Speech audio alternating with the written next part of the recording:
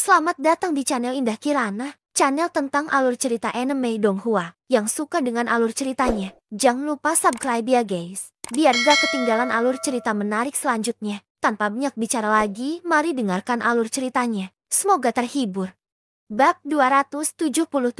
Saat ini, Xiaoyan dan Luo Jin sedang duduk di ruang VIP di rumah lelang Tianyun. Dinding di keempat sisinya kosong. Pintu batu yang tebal dan berat menghalangi satu-satunya jalan keluar. Di dalam seluruh ruang rahasia, hanya ada beberapa mutiara yang tertanam di dinding yang memancarkan cahaya yang lembut, menerangi seluruh ruangan. Karena bahan konstruksi khusus dari rumah lelang dan pembatasan yang dilakukan oleh orang-orang kuat, aura dan persepsi spiritual apapun akan dibatasi di tempat ini. Sederhananya, setelah memasuki tempat ini, selama seseorang menutupi tubuh dan wajahnya, tidak ada yang bisa mengenali siapa mereka. Tentu saja, semua ini didasarkan pada premis bahwa seseorang memiliki tingkat kekuatan tertentu. Jika Dou dimasuk, dia secara alami akan dapat mengabaikan pembatasan dengan kekuatannya yang menakutkan. Pada saat ini, wajah Xiaoyan tidak lagi memiliki penampilan yang sangat lemah dari sebelumnya. Meski wajahnya masih sedikit pucat, itu jauh lebih baik dibandingkan penampilan sebelumnya. Sosok Xiaoyan sedang duduk di kursi batu. Pada saat ini,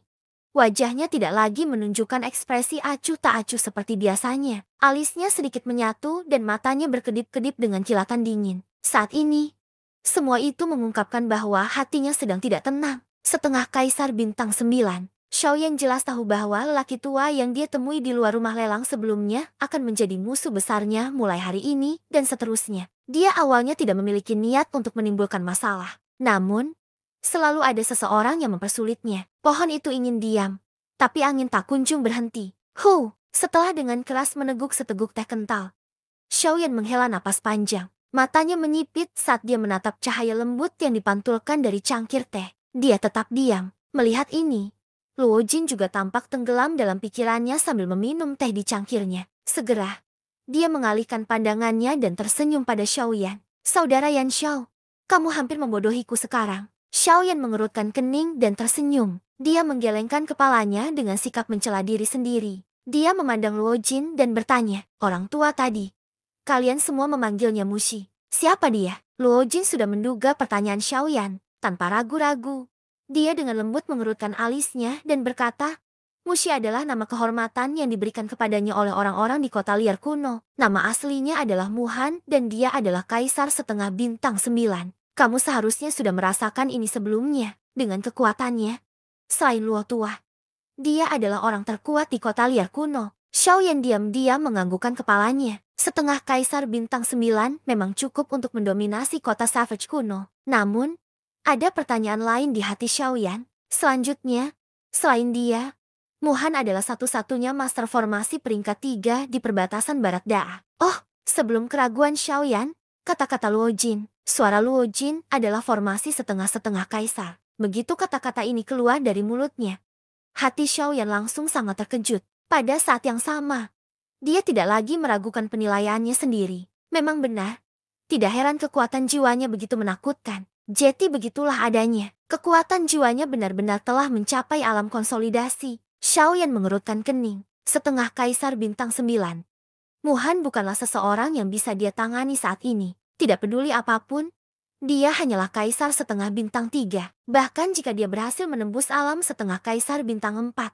Kesenjangan antara kekuatan mereka bukanlah sesuatu yang bisa dengan mudah ditutup. Jika dia menghadapi Muhan sendirian, Xiaoyan tidak akan memiliki peluang untuk menang. Bahkan jika langkah kepunahan langitnya telah mencapai langkah angin tingkat lanjut. Kaisar setengah bintang 9 jelas bukan sesuatu yang dimiliki oleh seseorang seperti Yan Bing, yang hanya berjarak selai rambut, bisa dibandingkan dengan kesalahan sekecil apapun dapat menyebabkan perbedaan ribuan mil. Inilah prinsip dibaliknya. Memikirkan hal ini, kilatan dingin keluar dari mata Xiaoyan. Untuk menghadapinya, mau direla melakukan apa saja. Ia bahkan berani menggunakan seseorang yang bisa berbalik dan melahapnya kapan saja. Tidak sulit membayangkan seberapa besar kebencian Modi terhadap Xiaoyan. Tentu saja, seseorang tidak dapat mengesampingkan kemungkinan bahwa Modi melakukan ini semata-mata demi api surgawi Xiaoyan. Mungkin, membunuh Xiaoyan adalah tujuan kedua. Modi akan baik-baik saja jika kamu pergi setelah kompetisi alkemis. Namun, Anda berulang kali mencari masalah dengan saya dan bersikeras mempersulit saya. Karena kamu bersikeras mempersulitku, kamu tidak bisa menyalahkanku karena kejam dan tanpa ampun. Bang! Setelah Modi selesai berbicara, cangkir teh di tangan Xiaoyan meledak dengan ledakan dan berubah menjadi debu yang tersebar ke segala arah. Selanjutnya kita harus menyiapkan barang untuk dilelang. Baru saja, Songga memberitahuku bahwa kamu sebenarnya akan melelang 6 undangan kolam petir kekosongan. CK. Ini belum pernah terjadi sebelumnya. Merasa suasana di dalam ruangan semakin menindas, Luo Jin segera mengganti topik dan menggoda Xiaoyan. Haha, aku hanya beruntung. Xiaoyan mengerti maksud Luo Jin dan langsung tersenyum. Dengan membalikan tangannya, cincin penyimpanan yang telah dia siapkan sebelumnya muncul di telapak tangannya. Barang-barang di cincin penyimpanan ini adalah semua barang yang akan saya lelang kali ini. Meskipun saya tidak menyerahkannya ke rumah lelang sebelumnya, saya yakin dengan kemampuannya mereka akan mampu menentukan kualitas dan nilai hanya dengan sekali pandang. Luo Jin sedikit mengangguk. Dalam hatinya, dia sedikit terkejut dengan tingkat kehati-hatian Xiaoyan yang tinggi. Sebelum mengetahui hubungan Songgang dan Luo Jin, Xiaoyan sebenarnya mampu menjaga diri dari orang asing sedemikian rupa. Dibandingkan Luo Jin, Xiaoyan memang jauh lebih dewasa. Untuk dapat menonjol di antara begitu banyak kultivator di usia yang begitu muda, pengalamannya tentu saja luar biasa. Tingkat kehati-hatian ini juga masuk akal. Lagi pula, sebelum benar-benar mengetahui latar belakang pihak lain, tidak peduli seberapa tulus sikap pihak lain, dia sama sekali tidak bisa mempercayai mereka dengan mudah. Jika tidak, kemungkinan besar hal ini akan menimbulkan bencana yang tidak dapat diubah. Kakak-kakak, saat mereka berdua berbicara, pintu batu yang berat itu terbuka. Mereka berdua menoleh dan melihat Songgang dan Penatua Xuan telah muncul di pintu masuk ruang rahasia. Apakah sudah selesai? Xiaoyan bertanya dengan santai. Pelelangan kali ini berhasil menarik cukup banyak faksi. Bahkan jumlah kaisar setengah langkah tidak terbayangkan. Oleh karena itu, setelah Xiaoyan dan yang lainnya memasuki rumah lelang, Penatua Xuan dan Songgang pergi ke rumah lelang untuk menjaga ketertiban. Kali ini, mereka pergi selama 2 jam. Ya, kami akhirnya menenangkan orang-orang itu. Sebelum mereka duduk, mereka dengan cemas berteriak-teriak melihat undangan kolam petir kekosongan. Untungnya, kami berdua orang-orang tua ada di sini. Setelah bergerak sedikit bersama mereka,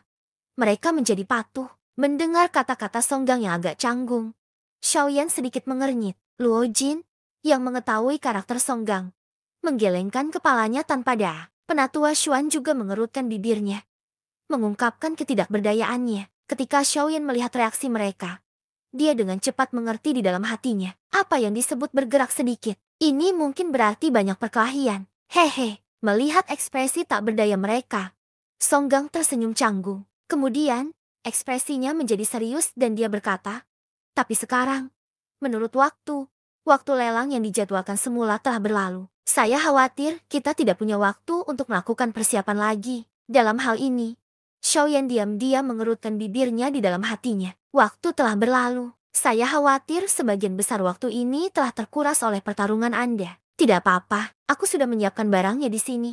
Aku juga sudah mencantumkan pesanan lelangnya. Kalau waktunya tiba, kita tinggal membiarkan orang-orang rumah lelang itu menilainya di tempat dan langsung melelangnya. Mendengar ini, beberapa dari mereka mengangguk. Tindakan Xiaoyan telah menyelamatkan banyak masalah bagi rumah lelang mereka. Dengan cara ini, proses lelang tidak perlu ditunda. Xiaoyan dengan santai mengeluarkan cincin penyimpanan dan menyerahkannya kepada Songgang. Karena Songgang baru saja menerima cincin penyimpanan ini, dia tidak tahu berapa banyak barang yang ingin dilelang Xiaoyan di dalamnya. Oleh karena itu, dia secara alami memeriksanya. Tapi saat Songgang memeriksanya, ekspresi terkejut tiba-tiba muncul di wajahnya. Otot-otot di sudut mulutnya tidak bisa menahan diri untuk tidak bergerak dengan keras. Di bawah pemeriksaannya, ada berbagai macam barang di dalam cincin penyimpanan ini. Totalnya, tidak kurang dari 100 jenis barang. Selain itu, dikombinasikan dengan kuantitas setiap item, nilai barang-barang ini setidaknya akan menjadi beberapa juta koin roh jika pelelangannya benar-benar selesai.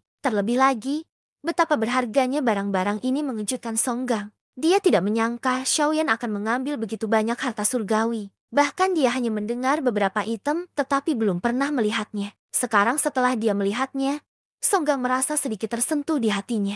Hal-hal ini memang bisa dibilang boros. Sulit membayangkan Xiaoyan akan membawa barang-barang ini untuk dilelang. Jika ini adalah barang yang tidak dibutuhkan Xiaoyan, itu akan baik-baik saja. Tapi jika ini adalah barang yang tidak dia inginkan, bagaimana dia bisa membayangkannya? Bab 278.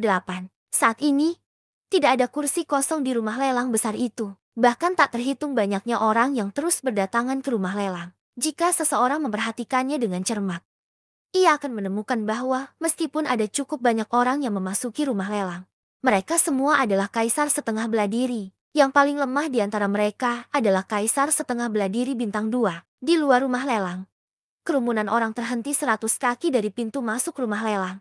Karena banyaknya masyarakat yang datang untuk mengikuti lelang, maka para petinggi rumah lelang memutuskan untuk membuat aturan baru bagi rumah lelang tersebut guna menjaga ketertiban. Siapapun yang ingin memasuki rumah lelang untuk berpartisipasi dalam pelelangan harus membayar 50.000 koin roh. 50.000 koin roh bukanlah jumlah yang kecil bagi sebagian besar orang.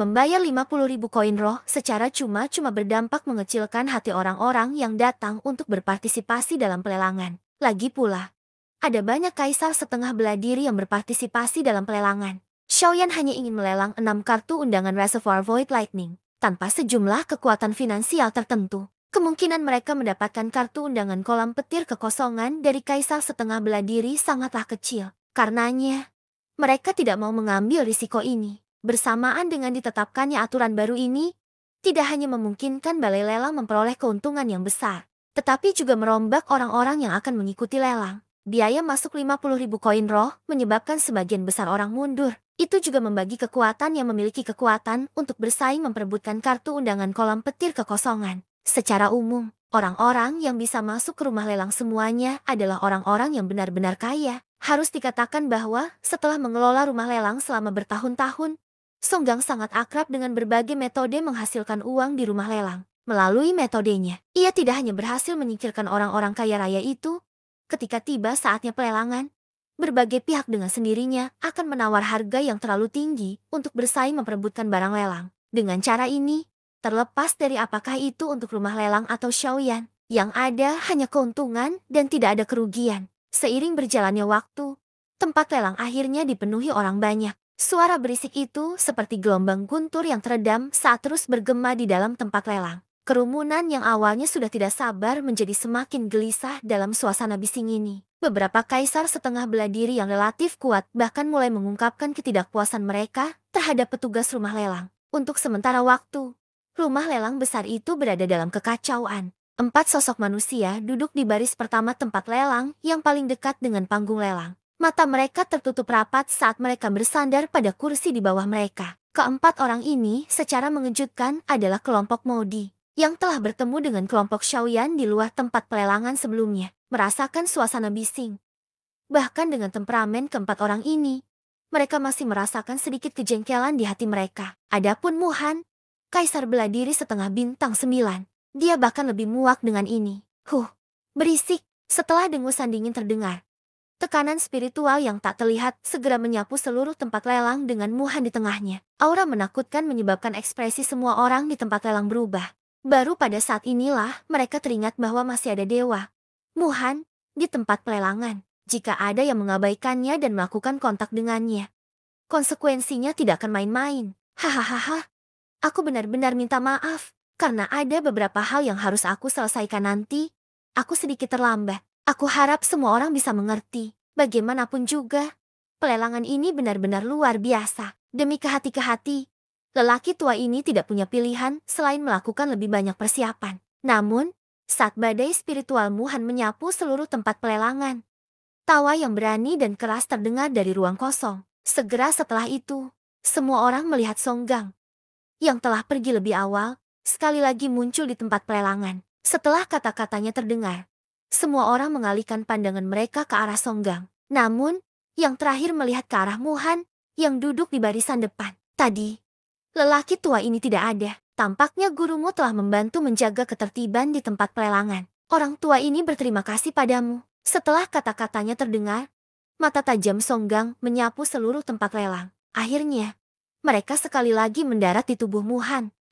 Jika kamu benar-benar berterima kasih, segera keluarkan undangan kolam petir hampa, dan izinkan orang tua ini untuk menawarnya. Muhan tertawa dingin dan berkata, haha, gurumu pasti bercanda. Memang ada cukup banyak barang yang akan dilelang dalam lelang ini. Terlebih lagi, perintah lelang juga diputuskan oleh Tuan Yan Xiao. Meskipun orang tua ini adalah manajer rumah lelang, tidak mudah bagi saya untuk mengubahnya. Oleh karena itu, saya berharap gurumu dapat bersabar dan menunggu. Setelah mendengarmu kata-katahan, Songgang hanya tersenyum tipis. Dia mengecilkan masalah itu dan dengan santai mengesampingkannya.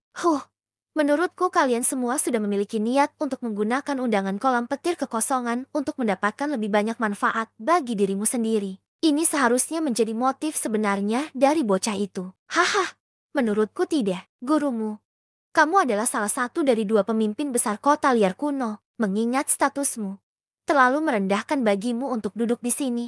Orang tua ini sudah menyiapkan kamar untuk kalian semua. Mengapa beberapa dari kalian tidak pergi ke sana? Kata Dua Muhan tidak menggerakkan Songgang. Sebaliknya, dia tersenyum tipis dan berbicara kepada Muhan sekali lagi. Setelah mendengar ini, mata tua yang terakhir itu segera menyipit. Mata yang dalam menatap tajam ke arah Songgang. Di sampingnya, Yanbing dan monster tua Hu bertukar pandang. Mata mereka berkedip, tetapi mereka tidak membuka mulut untuk mengatakan apapun. Di sisi lain, Maudi hanya bisa mengerutkan keningnya. Dia merasa perkataan Songgang memiliki motif tersembunyi. Namun, dia tidak tahu apa itu. TSK, karena kamu telah berbaik hati mengundang kami, aku akan pergi bersamamu kali ini. Namun, apakah kamu benar-benar berpikir bahwa kamu dapat memblokir penyelidikan lelaki tua ini hanya dengan ini? Bagaimanapun juga, dia adalah seekor rubah tua. Dibandingkan dengan Maudi, Muhan langsung mengerti maksud Songgang. Alasan mengapa Songgang meminta mereka meninggalkan tempat pelelangan adalah agar dia dapat menggunakan segel khusus di ruang VIP untuk membatasi kekuatan spiritual Muhan dari penyelidikan. Lagi pula, jika Muhan menggunakan kekuatannya sendiri untuk diam-diam, menggunakan beberapa trik pada orang-orang yang datang untuk berpartisipasi dalam pelelangan, bagaimana mereka bisa melanjutkan pelelangan? Haha, kalau begitu, tolong. Kata-kata Muhan disambut dengan tawa ringan dari Songgang. Dia sepertinya tidak peduli dengan masalah ini. Atau mungkin, dia sangat percaya diri dengan segel di rumah lelang. Songgang melambaikan lengan bajunya dan memberi isyarat agar mereka masuk. Dengan senyuman aneh di wajahnya, Songgang memandang Muhan dan yang lainnya. Mata lama Muhan menyipit lagi. Cahaya berkedip di matanya. Namun, dialah orang pertama yang berdiri. Sambil mendengus ringan, dia mengikuti seorang petugas yang berjalan ke depan untuk membawa mereka ke ruang VIP yang telah menunggu mereka. Di belakangnya, Yanbing dan yang lainnya ragu-ragu sejenak sebelum mengikuti di belakangnya. Saat beberapa dari mereka pergi, pandangan Songgang tertuju pada petugas yang membawa mereka ke ruang VIP. Dia sebenarnya sedikit gugup di dalam hatinya, melihat beberapa dari mereka menghilang ke dalam lorong. Songgang tidak lagi ragu-ragu. Dia menghadap kerumunan itu lagi dan melambaikan lengan bajunya. Aura kaisar bela diri setengah bintang 8 segera meledak. Semua orang yang hadir terkejut. Mereka baru saja mengirimkan dewa yang mulia dengan tatapan mereka. Sekarang, yang mulia dewa ini kemungkinan besar akan bertindak lagi, mengabaikan kaisar setengah bela diri biasa yang memiliki ekspresi serius di wajah mereka.